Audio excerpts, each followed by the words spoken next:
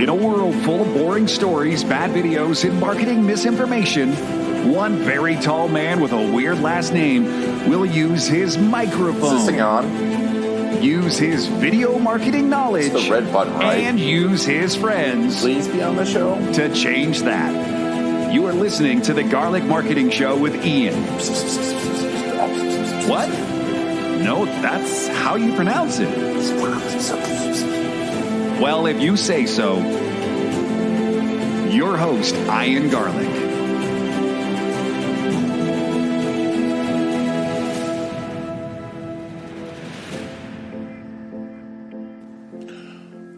What's up, storytellers? Ian Garlic here, and welcome to the Garlic Marketing Show. We've got a very, very special guest we're going to talk about in a second, but don't forget that the show is always brought to you by storytellers.com. You know, if you're looking to tell the stories of your business, if you're looking to grow your business with video, which is more important, if not essential, then you need to go to storytellers.com. You can find local editors, local videographers that are trained in marketing, because not every filmmaker is trained in marketing. You can also learn the latest strategies, and you can learn from the giants of video. So today's guest is one of my favorites. It's one of my favorite interviews of all time, and I've had some amazing ones. But this one today is with Pat Williams. He's one of the co-founders of Orlando Magic. He was president of the 76ers. He ran major sports leagues teams. He's written 100 books, 56 marathons. We'll talk about that throughout it. Super accomplished guy. The first half of the interview, we're going to go into character, what it takes. And I think more than ever, this is important. We actually did this interview a few days before coronavirus really started locking things down. And when you think about it, how it really foretold what we were going to need to get through these events. I think it is a super powerful, motivational interview with one of the great leaders. Pat's done so much, and you'll see throughout it, he's still a humble, intelligent, well-read, hard-working guy in his 80s. What a life. But you also learn not only just about the characters, but you learn his stories of marketing, what it took, what he learned early on from mentors, and what it took to build the Magic, to start the Magic, to do cool marketing that kept the Magic going, and to bring in great players. And we talk about Walt Disney, who's written a book on, John Wooden. I mean, there's so much in leadership, so much in marketing that you are going to learn on this episode. I'm super excited for you to listen to it. And when you listen to it, if you take anything away, please let Pat know. Go over to his Facebook page. Go over to his LinkedIn. Go tell him what you learned. And let me know, too. I really appreciate any type of input. But without further ado, here's Pat Williams on the Garlic Marketing Show. Welcome to a very special Garlic Marketing Show. Ian Garlic here, and I definitely have our most accomplished guest, possibly one of the most accomplished people living today. I'm going to go through his list because I can't memorize this. He was GM of the Chicago Bulls, is credited with saving the Bulls, invented the first mascot, worked for Atlanta Hawks, Philadelphia 76ers, where he brought Dr. J, and of course co-founded our team, Orlando Magic, built tons of great basketball teams. Drafted Shaq, traded for Penny Hardaway, ushered in the Dwight Howard era, and especially in his free time authored 100 books. Raised a family of 19, and coincidentally 19 of his former players went on to be head coaches in the NBA, 58 marathons, and has also scaled Mount Rainier, and is also a cancer survivor, and on top of that, wrestled a bear. Pat Williams, thank you so much for being on the show. Thank you. Nice to see you. Nice to see you. I really appreciate you being on the show, and I mean, you've led an amazing life, and it's been phenomenal. But, and there's so much about you out there. I want to talk today about specifically, and storytelling. So this book, which is amazing, Character Carved in Stone, is your latest book. How did you collect the stories for it? Well, on that particular case, I was at West Point to speak to the cadets, the athletes there. And afterwards, they gave me a tour of the campus. And there's a beautiful park looking out over the Hudson River. And I noticed in this park, Trophy Point, it's called, there were a series of benches, 12 of them. The benches were all the same, but there was a different word carved into the end of each bench. And I took the time to go look at each bench, wrote each word down, and then I thought, boy, this is a well-kept secret. It was pretty powerful. Those benches were there, and those words were there to remind the West Point cadets that this is how you should live your life. So I thought, boy, I think there's a book there. And there was. We wrote a chapter on each one of those words using a West Point graduate or a West Point product to flesh out that word. We had quite a time putting it together, and I'm glad that you approve. Well, I mean, I more than approve. There's certain books that I read on an annual basis over and over again, and because for inspiration or to remind me of things, and this will definitely be one of them. Good. I mean, the stories in it, not only are they great stories, but they are detailed, and I love the way you weave in your leadership message into it. You're not pounding over the head with the leadership message, it's woven in. But the first one you talk about is compassion. Compassion is so important.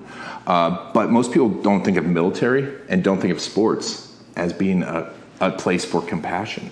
Why do you feel compassion is so critical in leadership? Well, I think it relates to people skills, and great leaders have a heart for people. They care about people. They're interested in people. They have empathy for people. The very best leaders do. They love people. And in that first chapter, we used General Ulysses S. Grant, a West Point graduate. We don't generally think of him as a man of compassion, but he was. He cared deeply about his soldiers. He cared deeply about the horses that they used in those days. He was a horseman. And if he saw anybody abusing a horse, he would just go crazy and reprimand that particular person.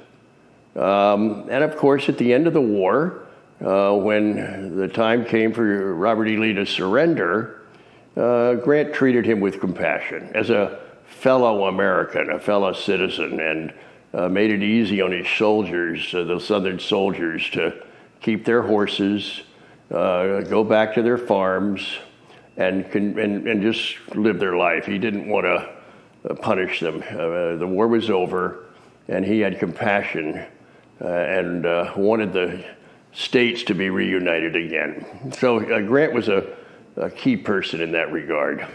And that was a phenomenal story because I've read a lot about Grant, and they've seldom focused on that compassion aspect of it, which is, it's important. And in fact, he almost resigned, as you said in the book, because they were going to arrest the Southern troops and the Southern leaders and keep them arrested.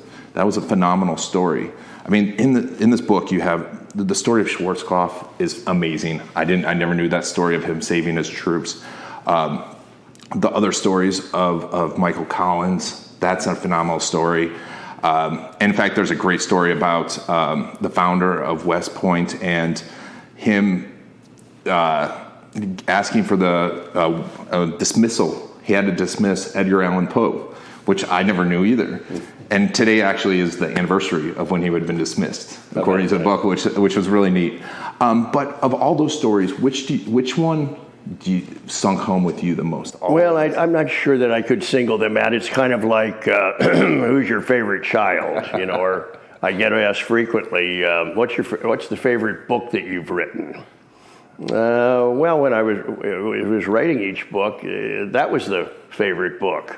Hopefully the latest book is your best one. Mm-hmm. I would hope that you keep improving with each book. But I think people will find, as they get into Character Carved in Stone, that it's going to keep them engaged. We go from one word to the next word to the next word, and we were fortunate enough to find West Point graduates who really modeled that particular word. So you're going to read about Dwight D. Eisenhower. You're going to read about Douglas MacArthur. You're going to read about Coach Mike Krzyzewski. You're going to read about a women's basketball coach, Maggie Dixon. And you're going to read about some West Point people perhaps you didn't know about. Some will be well known, others maybe not quite so well known. But I think you'll find that there's some valuable leadership material there for everybody. 100%. I mean, it's now, like I said, the stories are compelling to remind you of what these words mean. Because a lot of these words now are bantered about, and they're used, and we use them too lightly. And another one of those words, I feel, is leadership, where people use it all the time. But it's such an important word. But do you feel everyone should be studying leadership every single day? I do. Like, everybody is a leader in some form. If you're a husband, you're a leader. If you're a father or a mother, if you're grandparents, you're leaders. If you are involved in some aspect of your work, your career, if you're dealing in youth sports, for example, if you are dealing in any aspect of the political scene, you're a leader. And if you do nothing but lead yourself, which you have to do, you're a leader. So I think it's important for people to study leadership, study the great leaders of history, keep learning about it, keep improving as a leader. Our nation depends on outstanding leadership at all levels. So that's why I urge people to study it and examine great leaders. Read books about the great leaders of history. The more you know about leadership and the more you put it into practice, the more success you're going to have. And we need successful leaders at every level in our country. That's fantastic. That's so true. And everyone should be, I agree, everyone should be a leader. And this is a great way to learn is through stories. But you have an amazing history of leadership. I mean, it's second to few. And I'm so impressed with it.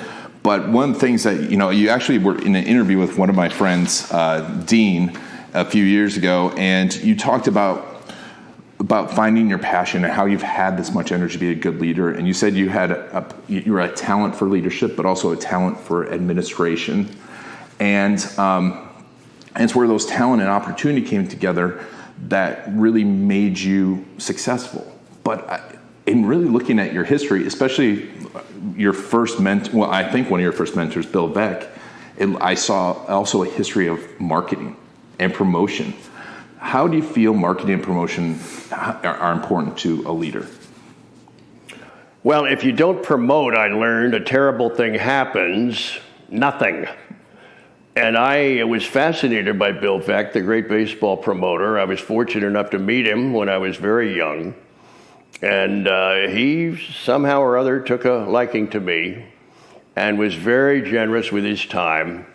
I never worked for him, but he made enormous investments in me. And so I bought into his philosophy of selling sports, and it wasn't very complicated. He said, if you sell, in my case, it was minor league baseball where I started. He said, if you're going to sell this on the won and loss column, he said, that's too risky because you really don't have a lot of control over that. In minor league baseball, the major league team provides the players and they determine what becomes of those players. But you can guarantee a fun night at the ballpark. That was Beck's philosophy. You can't beat fun at the old ballpark. That was how he went about it. So he was constantly looking for ways to entertain his fans, to surprise them, to show them a good time. Give them something to go back home on with a good memory. He was sports marketing really before there was even a name for it. And today you're seeing a lot of promoting, a lot of marketing, but Beck was way ahead of his time. And so he had an enormous influence on me. And I've followed that all the way through my career, through the NBA, 51 years in the NBA, that you've got to make it fun for the people to come out to the game. Yes, you want to win and you want to put a strong product on the floor or in the field, but you also want to make it a memorable, fun night. And that's where Beck comes in. He pioneered that, and we're all kind of following in his footsteps. That's fantastic. And it's so interesting because I really, before doing a lot of research, I didn't know a lot about Bill Beck. I'm from Milwaukee originally, so I didn't know he owned the Brewers when they were a minor league team.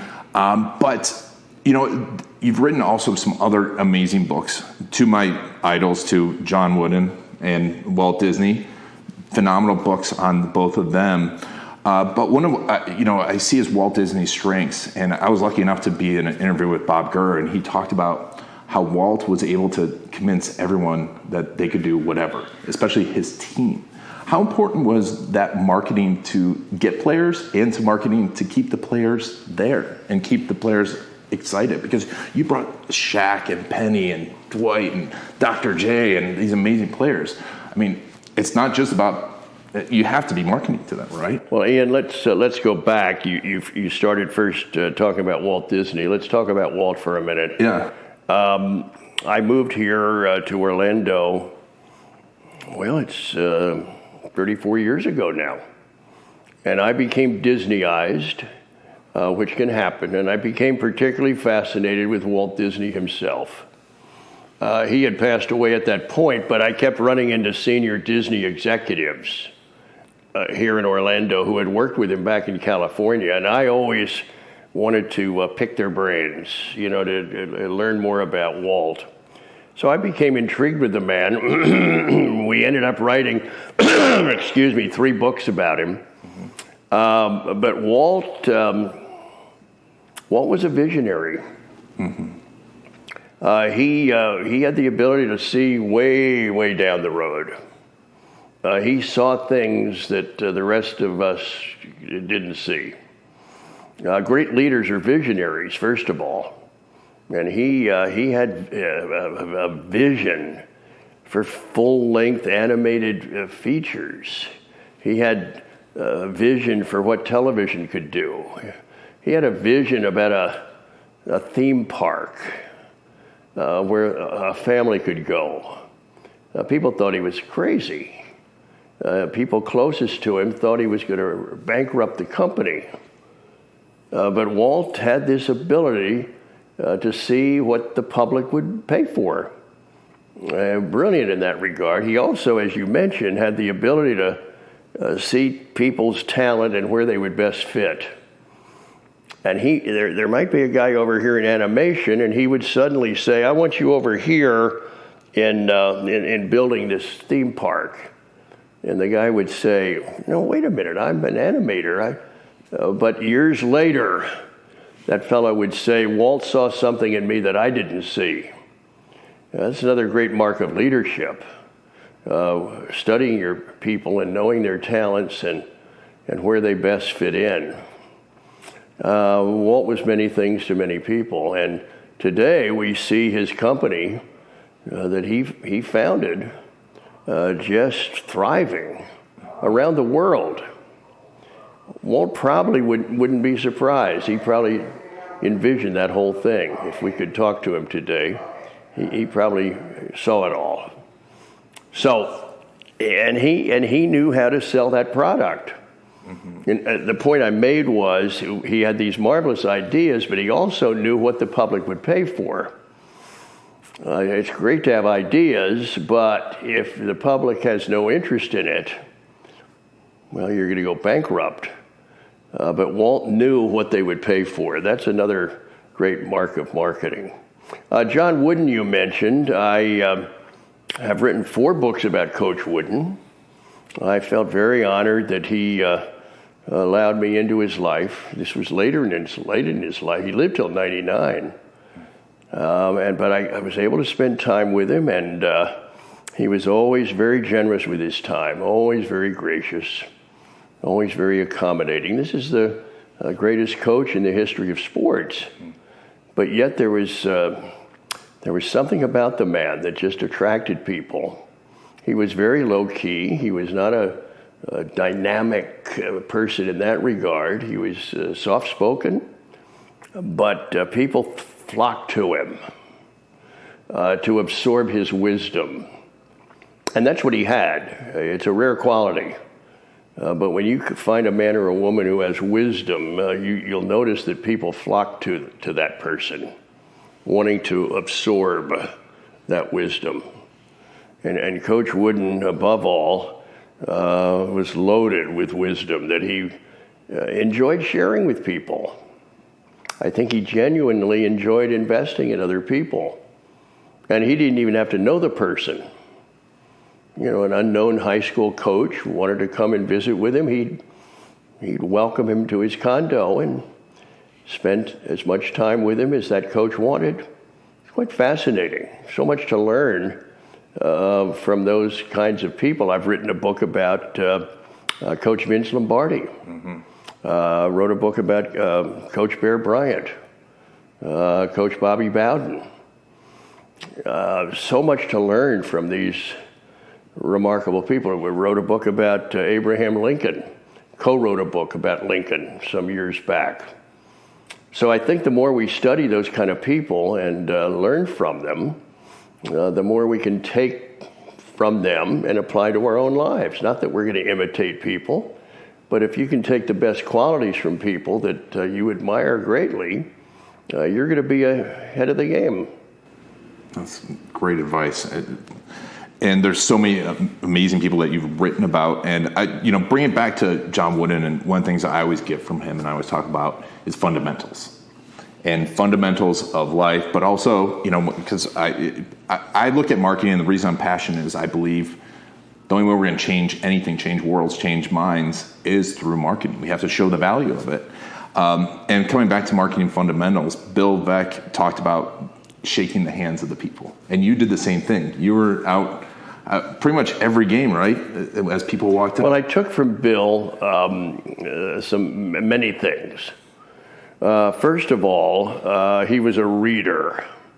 He had not finished, he didn't go to college, very briefly. But he was two things. He was well-read and he was widely read. Those are two marvelous compliments you could pay anybody when you say they're well-read. And Bill always, every time I was with him, he had an armful of books. And he read voraciously about many topics. And I took from him the importance of reading. He was also fascinated with the written word. Bill was a marvelous writer. He would write columns, or he would write editorial pieces, but he had a great gift of writing. I took that from him. He also, in running a ball club, was available to the people. He would answer his own phone. You didn't have to go through a battery of secretaries to get to him. He opened his own mail and answered it. He roamed around his ballparks, He didn't sit in a suite or a box. After the games, on many nights, he'd be there greeting the people as they left.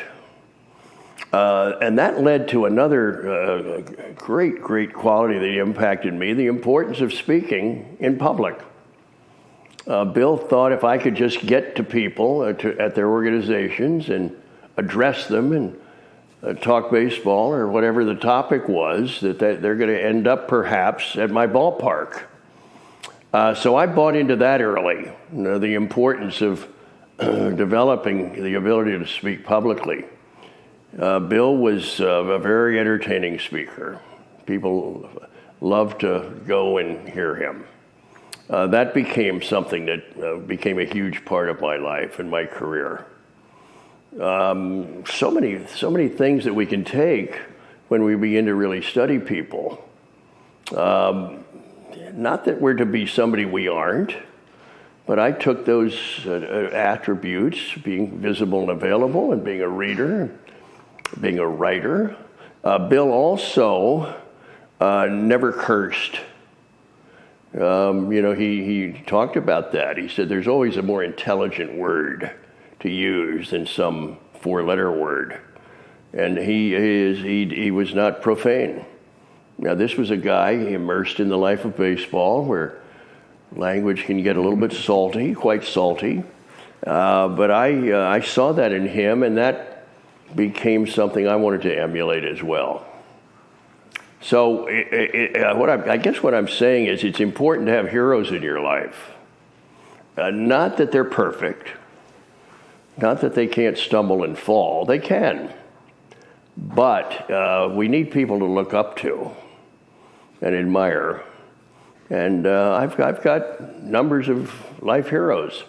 And many of these heroes I've only known through books. Abraham Lincoln is a hero. Theodore Roosevelt is a hero. You can go back in history. Churchill is a hero. John F. Kennedy is a hero. Ronald Reagan. There are certain heroes that we have, and we need them. And in sports, we could sit here and talk for an hour about sports heroes of mine. So it's important to have those men and women in your life that you emulate and you look up to. And so speaking, obviously you have a great speaking career. I was watching some of your talks, and they're fantastic. They're inspiring. But when we talk about heroes, besides Bill, who else did you emulate, did you have as a hero when it came to public speaking? Well, that's a good question. I would say probably some of the greatest men of history, men and women of history. Lincoln was a marvelous speaker. We don't have tape of him, but we certainly have copies of his speeches and people who heard him. Theodore Roosevelt was a marvelous communicator. So was FDR with his style. John F. Kennedy had a powerful ability to move people. And then, of course, you've got the sports communicators. There have been some marvelous sports people who communicate. Bobby Bowden was always very effective. And Tommy Lasorda, the Dodger manager, was terrific in front of people. And I heard them all. And you can always I've always taken little things from different speakers. But above all, the best speakers, the best communicators are storytellers. They realize that we're hardwired to retain stories, not PowerPoints. Thank goodness. Someone once said the world is not made up of atoms, it's made up of stories. Mm-hmm. So it's important as a speaker to collect stories, save them, write them down, and particularly in books. When you turn a page, I always feel it's important to have a story on every 2 pages. And then when you turn the next page, you want another story. So that people will see quote marks, or they'll see names that they're familiar with, and they'll want to keep turning pages. If they see a lot of statistics or a lot of dry-looking material, they may get bored with the book. Stories really entice us. So when you think about great storytellers, Jesus and his parables, Mr. Lincoln and his yarns, you had John F. Kennedy and his quips.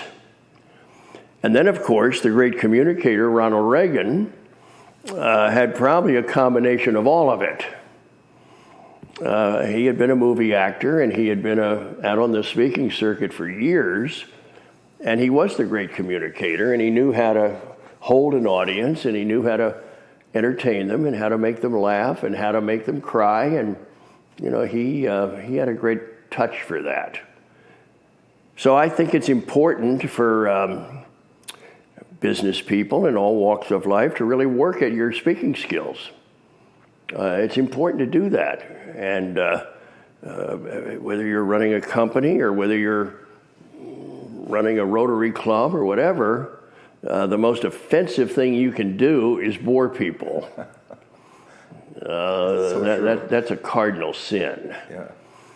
But to entertain them, and they look forward to hearing what you have to say this week. And it's the same in the classroom. The best teachers, the best professors, the most memorable ones to people are those professors that could really hold the room and keep their students fascinated and engaged. Not just reading it from a script or whatever, but to really perfect your speaking skills in a classroom where you're meeting with your students, 2-3 times a week. And you should go into that classroom just thinking, boy, how can I really hold these students today and really give them something to chew on? So, public speaking is a vital part of any leader's life. I agree completely. I think it's something that almost everyone needs to have as a skill. So speaking of heroes, obviously, I grew up here. I remember when the start of the Magic, and we're thinking that we're going to get a basketball team, and I thought you were probably about 5 years old. Oh, I wish. I was 15. So when we started the first year? Yeah. My father had season tickets, and I remember it was the best time ever. But I remember when you first started that. I mean, you're a lot of Orlando's hero because of that. I mean, first sports team here, and really put Orlando on the map. But I want to talk about how you brought all those skills together to get those first season tickets, because man, you had to convince a lot of people to go all in. What did you do? Well, we started in June of '86. Orlando at that time was not a major city. It was not really a major tourist destination, even though Disney was well established here. But it was still a pretty small city. I left Philadelphia to join the effort here to bring the NBA to Central Florida. Many people thought it was a long shot at best. Mm-hmm. But our main job was to convince the community that they could do it, that they could become a major league sports city.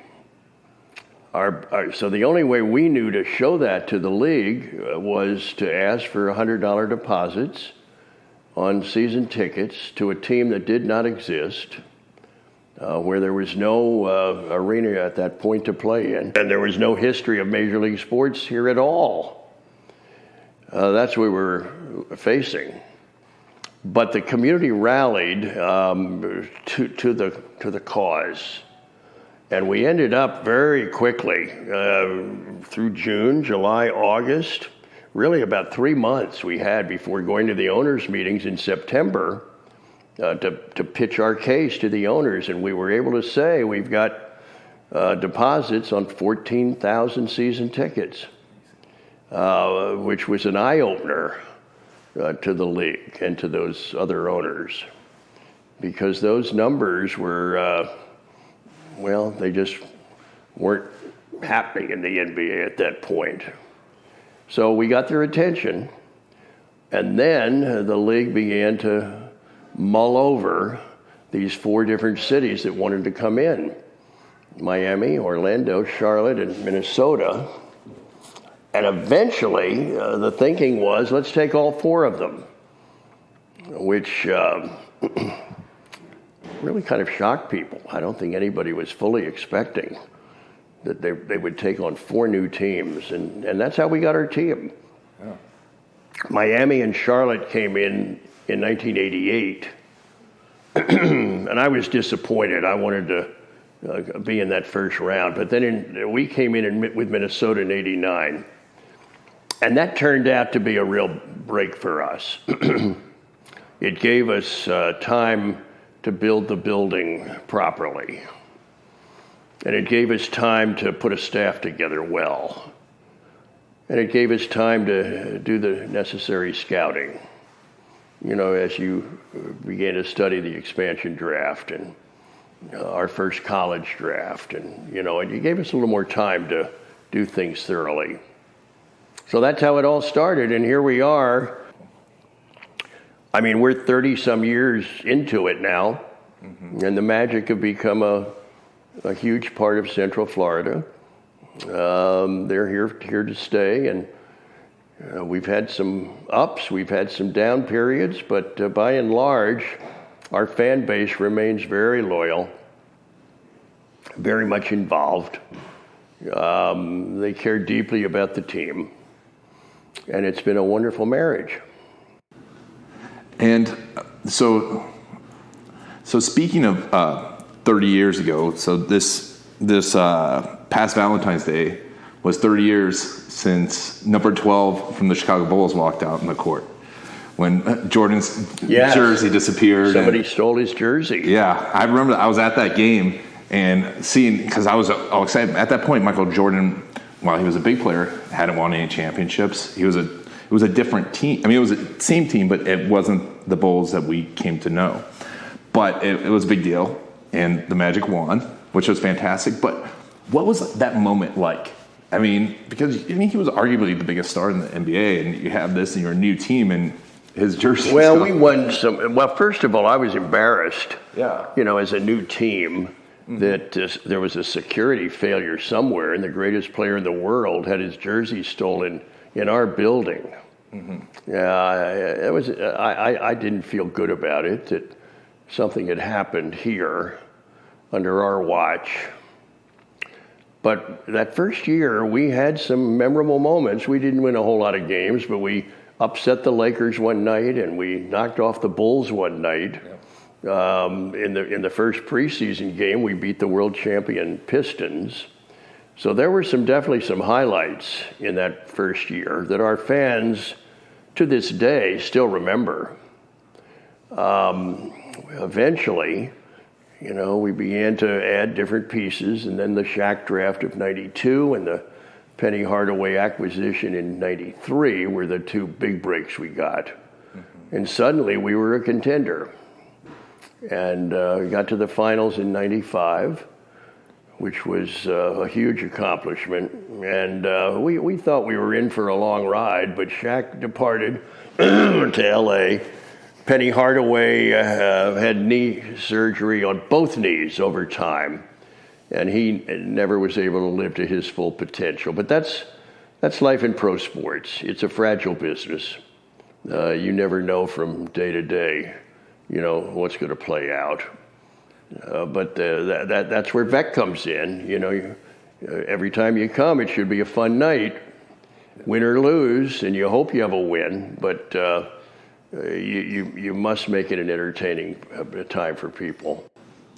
And so part of business and marketing and obviously growing a franchise is taking risks. And obviously over time you had to take some risks. Which of your marketing business risks did you take that you were most surprised by the success of? Well, you never know what's going to fly. Yeah. We were approached before our first season. We were the Magic, and two magicians came to visit and said that they wanted to be the team magicians.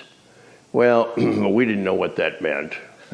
But they came with ideas, and so we said to them, okay, we'll give you 4 games here at the start of the season to see what you're all about, and then we'll decide from there. Well, the two guys came, and they had a fistful of ideas, like shooting T-shirts up into the stands. I mean, all the things you see. And after the 4 games, we said, okay, you're in. We like what you're doing. Little did we realize that that was going to trigger a whole wave into every sports arena and stadium and college arena in the country. All of those things that those two guys brought to us are now part of the scene in every sports venue. Yeah. Shooting baskets to a flip-up backboard, and just a whole litany of things that these two creative guys came up with in our building. That's amazing. And it's now everywhere. It's just a part of sports. Yeah, T-shirt candy is everywhere. All the things that they came up with. I didn't know that all started with those two guys. That's where it started, right here. I remember them. That's really, really cool. And one of those guys, Giovanni, is still around. I'm still in touch with him. The other one, Tim, is no longer living. Yeah. But Tim and Giovanni, they were a pair. Yeah. And they invented really this whole concept of sports marketing that nobody had ever thought of. Yeah. Actually, I knew Tim. He was a great, great guy.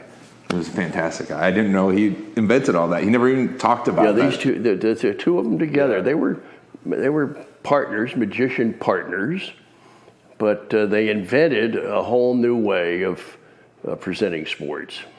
That's really cool. And in every building, in the NBA and beyond, you see their work being carried out with every franchise. It's ubiquitous now. That's amazing. It's quite a story. So speaking of now we got the MLB. You're marketing for that. Tell me about this, because obviously you never stop. I mean, I'm looking at this list of things that you do. You never stop. What brought on MLB? Well, I've always felt that Orlando could be a Major League Baseball city. We tried once in the 1991 period. That's how Rich DeVos originally got involved here. But the Major Leagues decided to go to Miami. And then in the mid-'90s, we tried again. And that's when the Major Leagues went to St. Pete. And so it's been a long wait. But I still believe fervently that this can be a great Major League Baseball town, community, area. And so we are cranking it up again. We have cranked it up to try and convince Major League Baseball that Orlando is where they need to be. How might that happen? Well, we're watching the situation in St. Pete very carefully. They've made it pretty clear that they're going to have to leave there at some point. They have 8 years left on a lease, and we are making it very clear to them that we want them here, about 70 miles east, and that they can have great success here. The major leagues have also said that they plan at some point to expand by 2 more franchises. And we want to be in front of Major League Baseball to show them that this is where you need to be with an expansion team if the move of the Rays doesn't work out. So our job is to get ready. We've got a website, orlandodreamers.com, and we're urging people to go up there and just express their interest. We're working quietly and behind the scenes about a potential stadium, and we're doing everything in our power to be ready when that time comes. We have a nickname, the Orlando Dreamers. We got a logo. We've got a hat. We got the look. Now we just need a team.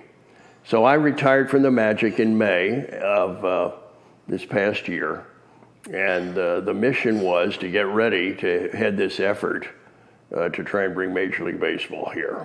So I'm fully engaged in that process, and I'm convinced we can do it. Well, if anyone's going to do it, it's you. Thank you. Well, I really appreciate you taking the time. Good to visit with Ian. It's been wonderful. I have one last question I ask, and I mean, you might not have answers for this, but I always ask people, what's the one quote or mantra that they've lived their life by, or that is their favorite quote? Do you have one? From somebody that I've... Yeah, when the books or the biographers or people of history, is there something that you... Well, John Wooden probably had the best one. Make each day your masterpiece. I think that's the one that means the most. Make each day your masterpiece. Think about that for a minute. Mm-hmm. So if you are determined at the start of each day, this is going to be a masterpiece day, and keep doing that for a lifetime, you're going to have a pretty good life. The people around you are going to be deeply moved if they see you living out a masterpiece day every day. That's how Coach Wooden went about his life, and I recommend that to others. That's phenomenal advice. I really appreciate it. Thank you so much for your time. I appreciate it. It was wonderful. And thank you all for taking us on your journey. This has been Pat Williams and Iron Garlic and the Garlic Marketing Show. Video. You know it will make you an authority. You know it will get you more leads, better leads that close faster and spend more with you. And video stories will help you be remembered and connect with those perfect clients. The problem is, where do you start? Storycrews.com is the place to go. It's like a film crew with an S. What's your strategy? Do you do it yourself? Do you hire a videographer? An agency? Do you need an editor? How do you know if they really know your business and how to make videos for business that work? The answer to all of this and more can be found at storycrews.com. It is the place to find the latest video marketing strategies, the best gear for your business, as well as videographers, editors, and agencies near you that are trained in video storytelling for business. Go to storycrews.com/garlic to get special insider info for listeners of the Garlic Marketing Show, including special access to several of my courses, including my case story course. Go to storycrews.com/garlic to get a whole bunch of special offers just for listeners of the Garlic Marketing Show. Whether you're looking for a videographer or to do it yourself, go to storycrews.com/garlic to get started today. That's it for the Garlic Marketing Show. If you want to get the inside scoop and the latest techniques, make sure to follow Iron Garlic on Facebook.